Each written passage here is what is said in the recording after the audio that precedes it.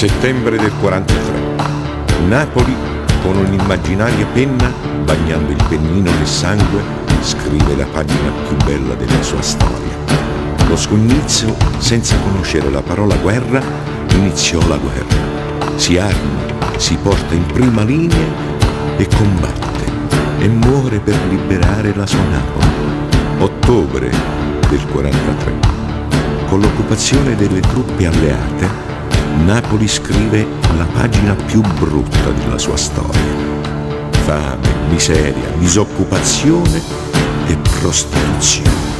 I primi figli neri è una trammuriata nera.